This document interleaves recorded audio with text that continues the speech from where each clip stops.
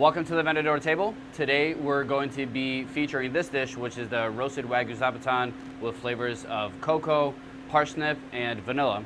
I think generally when people think of like beef dishes, they think of classic steakhouse flavors of like potatoes and cream spinach. But this really kind of encompasses a new flavor profile that's a little bit sweeter, is a little bit more nutty, and really includes a lot of beautiful winter spices. Let's jump right in.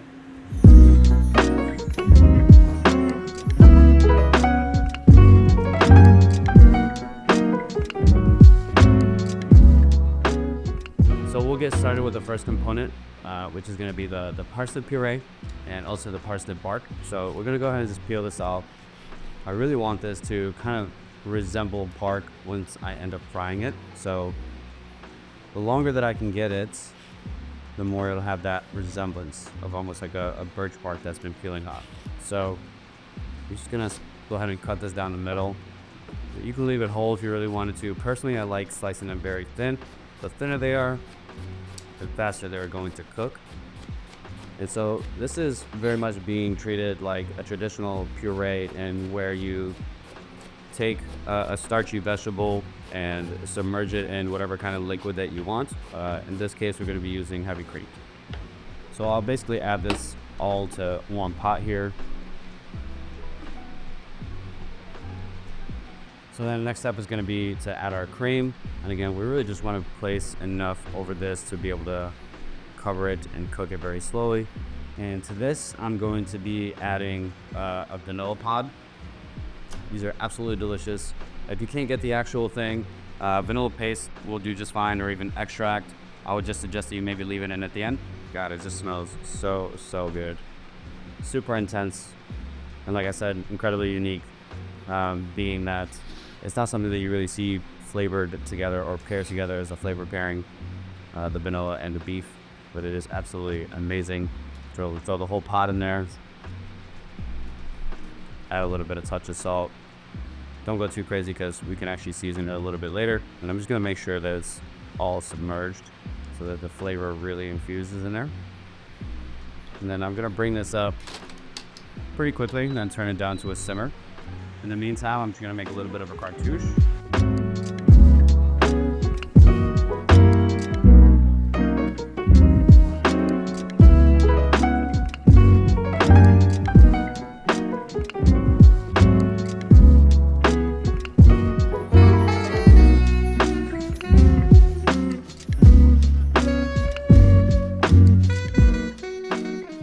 Voila, we've got this little piece right here that's going to actually be our vent. And then we'll place it over this. Now, if you'll notice, this is a little bit too big, which is totally fine because you can just take it back and kind of adjust it. If you make it too small, you'll have to start over again. But if you make it too big, it's totally okay.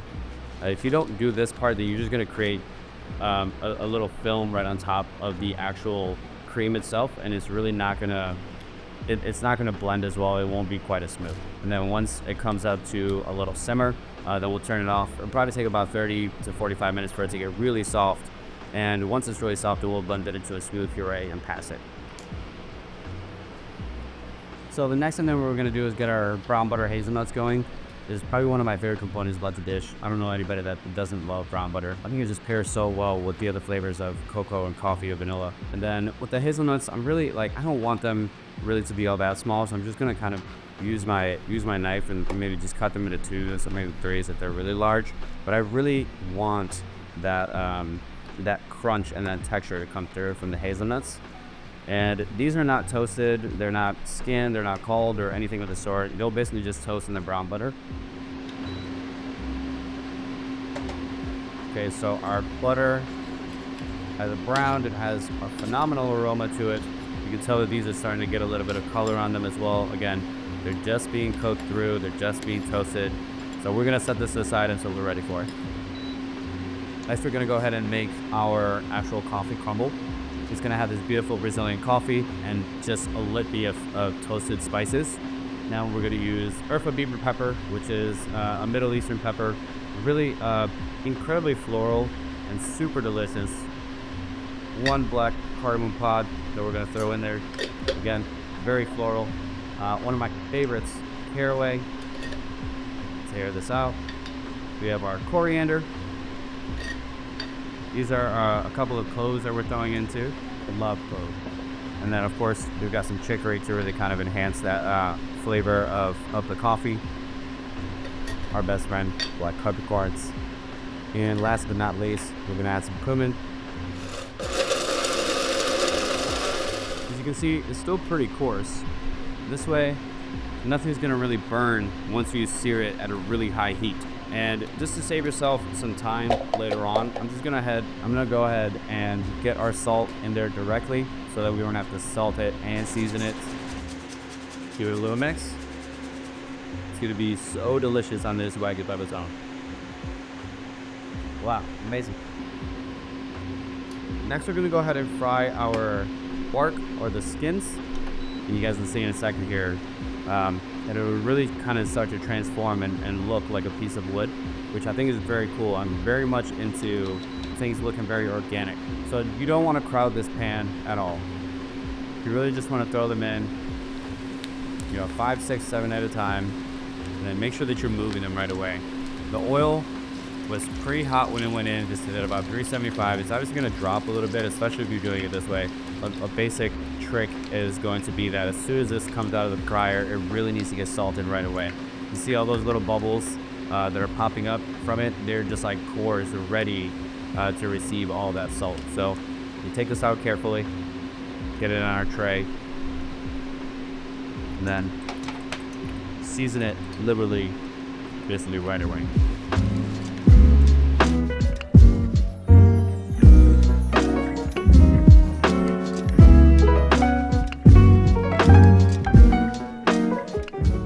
Now that we've got our parsnips clean and to the side, we've got our water that's going. We're gonna season it very heavily, like the ocean.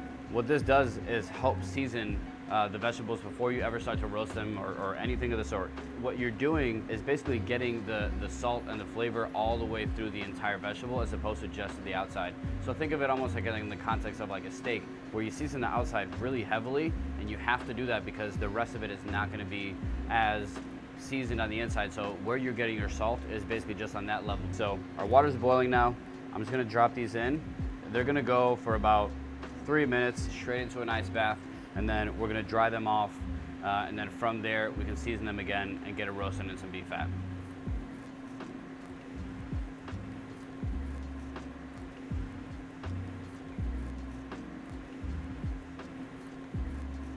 Next, we're gonna go into roasting the parsnips, and so we're gonna go in and throw in a little bit of the beef fat in here and just wait for this to melt off. So we've got this crushed garlic, we have some rosemary, and we have some thyme, and then we'll just season very lightly with salt and pepper. So we're gonna go ahead and lay these guys in there. So I'm just coating them really quickly. I really wish that you guys could smell this. It's just so good. There's nothing like beef fat, especially Wagyu beef fat. We're gonna take some black pepper. I'm gonna leave it fairly coarse because I don't want it to burn while it's in here. And then we're gonna add in our garlic, thyme, and our rosemary. So from here, I'm really just looking to get a little bit of coloration on it. So I'm starting to get the coloration that I want here. I'm gonna start pulling them off one by one and setting them on the tray.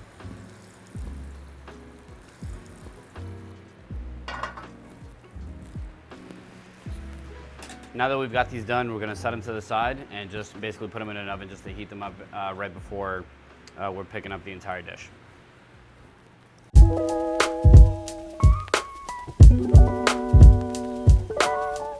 So next we're gonna break down our Wagyu Zabuton. This specific Zabuton is coming from Colorado, so it is a domestic breed. I mean, look at the color on this thing. It is just absolutely beautiful. And there's so much fat content in this thing. It's almost just melting in my hands here. But the actual cut itself is also known as a Denver steak in the US, and it comes from the chuck area. So I think traditionally when you're making something with a piece that comes from the chuck area, it's typically something like a braise or pot roast, and that's because the striations in the muscles make it really difficult for it to become tender unless you slice it super thin. But with Wagyu, it is just so well distributed, all this fat along it. It just makes it so tender, and it's a really kind of not known cut.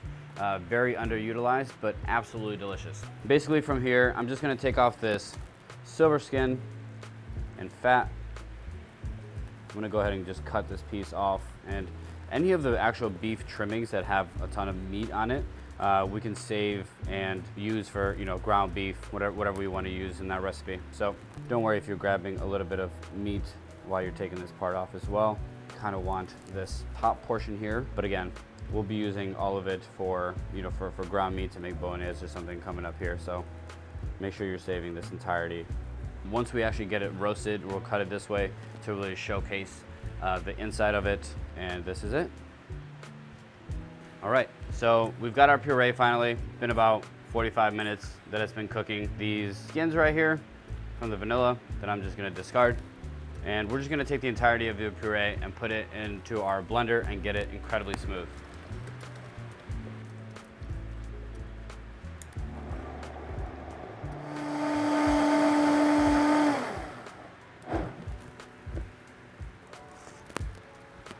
I think it's delicious. It needs a little bit of salt. Okay, I'm just not gonna worry about passing it and losing any of that vanilla. So we'll just go directly into our containers. Next, we'll have something that's super important to this entire process is putting a piece of cling film directly touching the actual puree. If you do not do this, you will get a thick kind of layer on top of it that is really not desirable. I mean, at that point, you're gonna lose product by having to skim it off, or if you end up mixing it back to the sauce, it'll ruin its consistency. So super important step here. From there, we'll go directly into an ice bath. And once it's chilled, we'll label it and put it away. So we're just gonna heat up a little bit of a beef demi here. This is something that we can do at another time when we get in whole animals that actually have their bones, and then we'll show you guys how to make this from scratch. So now that it's at a boil, I'm just gonna throw in a little bit of beef fat and really kind of get that emulsified in there. You can use butter for this, of course, but we're making beef. Might as well use all the beef fat. So we've got our beef here that we're just gonna season with our coffee rub. So, and I wanna be very generous with this, okay? I really wanna get it almost like crusted on there. And now we're just gonna pat this down and make sure that we're getting all of it everywhere in every nook and cranny. And remember, this already has the salt in it, so you don't need to be seasoning it any further. Cool, so here we are. We've got our beef seasoned. We've got our thyme. We've got our rosemary. We have a couple of cloves of garlic that are all gonna go in to baste. So I'm gonna go in with a little bit of a neutral oil. We're gonna end up finishing it with beef fat, but the neutral oil really kind of helps keep that temperature down because it has such a high smoking point. I'm gonna go ahead and place our steak, putting it away from us so that there's no oil splatters. Make sure it has a nice initial contact right there, and then we're just gonna leave it for a little second.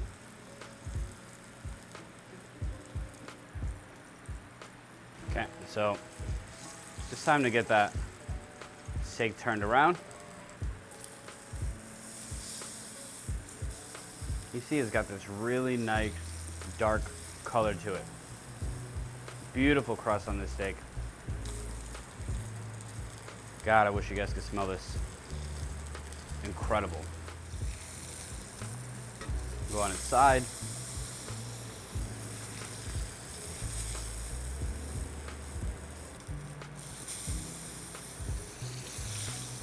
Now I've got a good sear on pretty much all the sides here. So I'm gonna add in our beef fat directly to the pot. From there, we're gonna add in our thyme, rosemary, our garlic. We can even put this directly on top of it to kind of make it as intense as possible.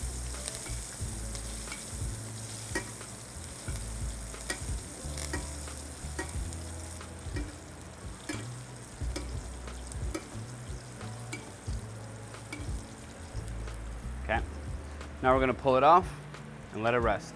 If you were to cut it right away, it will just bleed out everywhere. And that's why you need to let it rest so that that blood kind of has time to basically circulate. Okay, so now we're gonna go on the actual plate up of the dish. I'm gonna go first with our vanilla parsnip puree here. I don't want a ton of this, it's pretty intense. From there, I'm gonna go directly into our parsnips. 2 of these really nicely here on each side. And then this is gonna be the bark. This is the part that we deep fried. So these are our crunchies here. It's very kind of unassuming. From there, we're gonna go ahead and slice our steak. Again, this would be 2 portions.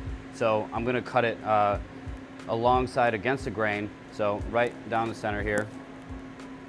And so I'm gonna set this right in the center with everything else. After that, I'm gonna move into our hazelnuts and brown butter.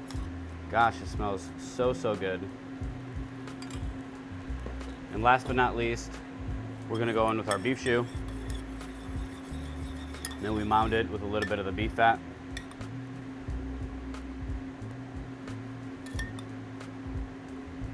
And that completes the dish.